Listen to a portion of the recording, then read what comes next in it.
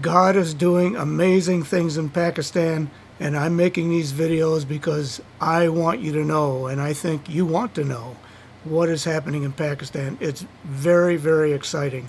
And so I'm making these quick, short videos where I will share a testimony about what I've seen, what I've experienced, what has been reported to me in Pakistan.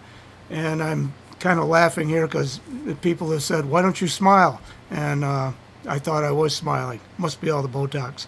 Anyway, so this testimony that I'm going to share right now, the reason I'm sharing this particular testimony is to show you that what the saints are doing in Pakistan is the way, it is the biblical model. It's the way, well,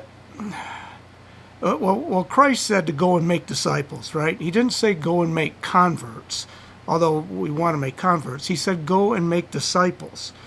And that's what these saints in Pakistan are doing. So that's the reason I'm sharing this particular testimony. So I go there, and I'm the guest speaker, and we did meetings every day.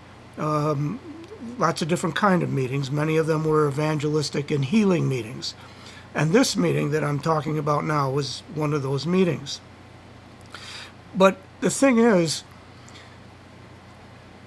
the Christian workers there have been going door to door for 2 or 3 weeks, knocking on doors and inviting their neighbors to come to this meeting. And it's really fascinating how they did this. Many workers, all knocking on doors, inviting basically their Muslim neighbors to these meetings. Excuse me. So the work had been done before I got in the pulpit, so to speak, to deliver a message. All the hard work had already been done. What was fascinating to me is that, when we do a meeting like that here in the Western world, in the United States, we'll have like an evangelistic healing meeting, and mostly it's Christians who come. These workers told the Christians to stay home so that there would be room for their unsaved neighbors. And so 105 people came. 82 of them were unsaved. They were Muslims. They did not know Jesus as their Lord and Savior. So these 82 Muslims came. I gave an evangelistic message, and all 82 of them came to Christ. This is normal, and this is what I see in these meetings: is all the unsaved people all of them come to Christ. It's absolutely stunning to me that this happens. Now, the other thing that I wanted you to know is, the ground had been plowed, seed had been sown and watered, and when I came, I just reaped the harvest. It was very simple. A tree stump could have gotten these people saved because of the work that had already been done. But the work is not finished, because these Christian workers, they know who all these people are. These were their neighbors. And so they know who they are. And so the work of discipleship continues.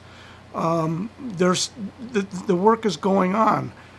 So all these people, they're not just left on their own. They will be discipled. And this is how it's supposed to be. And it's not the way we do it here. But the reason that I even go to Pakistan is because this machinery is set in place to do it the way it needs to be done. And by the way, there were many, many healings that happened in this meeting and all the meetings. Many dramatic healings happened. I don't really remember anything specifically dramatic that happened in that meeting.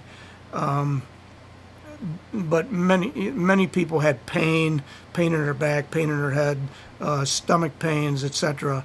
And they pretty much all reported that the pain left them after the hands were laid on them.